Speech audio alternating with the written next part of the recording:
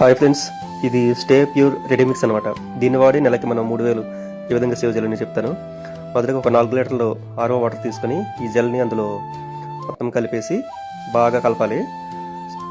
ఒక 4 గంటల పాటు దీన్ని ఒక పక్కన పెట్టేస్తే మనకి 5 liters of liquid, washing machine liquid మనకి తయారవుతుంది. దీన్ని ఒక డబ్బాలో 5 లీటర్స్ డబ్బాలో మనం స్టోర్ చేసుకోవచ్చు.